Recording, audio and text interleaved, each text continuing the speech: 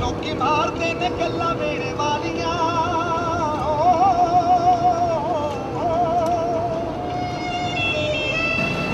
लोकी मारते ने गल्ला मेरे वालियां, नी तू नित ते मुसाफरा ना लालियां, नी तू नित ते मुसाफरा ना लालियां, लेके प्यार दे ललारी तैनू रंग के परदेस क्यों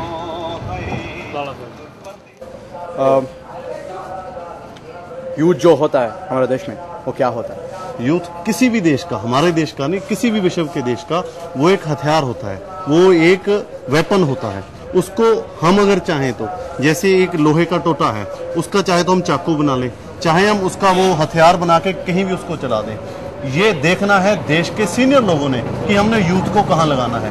यूथ तो एक जस्ट लाइक एटम बम है, एक यूथ उसको कहीं भी यूज किया जा सकता है, चाहे अच्छे काम के लिए चाहे बुरे काम के लिए। कैसे यूज किया जाता है यूथ को? उसका मिस यूज किया जा रहा है, उसका सही यूज नहीं किया जा रहा है। उनको तालियां बजाने के लिए, जिंदाबाद मुर्दाबाद करने के लिए, सड़क रोकने के लिए, जब भी कोई मूवमेंट्स होती है, जब भी कोई पुलिस ऑफेंस लगाती है तो वो यूथ के ऊपर लगते हैं, सीनियर्स के ऊपर कभी नहीं लगते। अभी जो यूथ का हो रहा है वो शोषण हो रहा है यूथ का।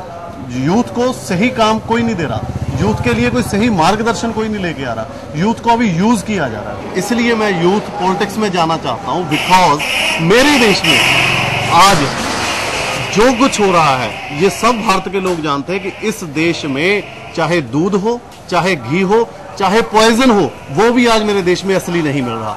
उसमें कहां पे गिरावट है?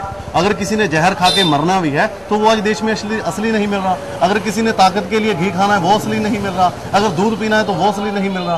कहीं ना कहीं गैप है। उस गैप को पूरा करने के लिए उस जो मैं देख रहा हूं नीचे से कि ये प्रॉब्लम हमें फेस कर रहे हैं, उन प्रॉब्लम्स को दूर करने के लिए राजनीति में आना चाहता हूं, और पैसा कमाने के लिए नहीं। अगर पैसा कमाने के लिए आना हो तो हम बाहर चले जाएं, एनआरआई बन जाए और वहां जाके पैसा कमा सकते हैं। सिस्टम को साफ करने के लिए यूथ के साथ, यूथ को कैसे यूज कर सकते हैं, क्या कर सकते हैं यूथ के साथ? उसके लिए टैलेंट हंट होना चाहिए। जो जिस फील्ड में जाना चाहता है उसके गवर्नमेंट, सेंट्रल गवर्नमेंट को ये चाहिए कि जो इंजीनियर बनना चाहता है उसके पास पैसा नहीं है तो उसको बनाए इंजीनियर, जो डॉक्टर बनना चाहता है उसको बनाए।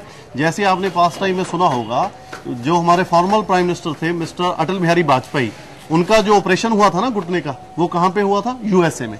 और वो यूएसए का जो डॉक्टर था वो कहां का रहने वाला था? वो भारत का रहने वाला था। और उसकी ये स्टेटमेंट थी कैमरे के आगे कि मैं आज इस बात पे गर्व महसूस कर रहा हूं कि मैं भारत के प्रधानमंत्री का ऑपरेशन कर रहा हूं, पर मुझे दुख हो रहा है कि इसी भारत में मेरे को किसी ने एमडी करने के लिए कोई जगह नहीं दी थी किसी कॉलेज में। उसमें टैलेंट था वो एमडी करे, लेकिन उसको भारत में जगह नहीं मिली, वो यूएसए गया। यूएसए में उसने भारत के प्रधानमंत्री का ऑपरेशन तो किया, लेकिन उसे ये दुख हुआ कि अगर मैं भारत में एमडी करता और मैं भारत में रहता तो मुझे गर्व महसूस होता, मुझे कोई गर्व नहीं। हमें कैसे यूज करनी चाहिए ये? हमें उनके लिए जो यूथ, जैसे पूरे देश का एक आंकड़ा होना चाहिए कि कितने इंजीनियर्स हैं उतने कॉलेज होने चाहिए, कितने फार्मर्स हैं, कोई आदमी कहां पहुंचना चाहता है। जो ब्यूरोक्रेट हैं देश के, जो पॉलिटिकल लीडर हैं, इनके बच्चे तो वहां पढ़ते हैं जहां पे हमारे बच्चे 3 पुस्तों बाद में नहीं पढ़ सकते। जो हमारा भारत है वो 80% लोग गांवों में बसते हैं, और जो देश की नीतियां बनाने वाले लोग हैं, जो देश की पॉलिसी मैटर तैयार करने वाले लोग हैं 20%, वो तो कॉन्वेंट्स में पढ़ते हैं। जो 80% लोग हैं वो गांव में पढ़ते हैं, और हमारे जो आने वाली 3 पीढ़ियां हैं वो भी वहां नहीं पहुंच सकती जो पॉलिसी मेकर लोग दिल्ली में बैठे हुए हैं, जो दिल्ली में वहां पे पॉलिसियां बनाते हैं।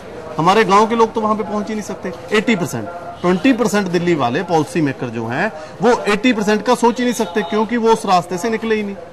जब कोई व्यक्ति इस बाजार से निकला ही नहीं तो उसको इसकी प्रॉब्लम क्या पता होगी? मेट्रो सिटी वाले को गांव की प्रॉब्लम नहीं पता होगी। इसलिए उनको ये चाहिए कि जहां पे पॉलिसी तैयार होती है वहां पे देश के कोने कोने से, ग्रास रूट लेवल से हर एक यूथ वहां पे बैठा होना चाहिए।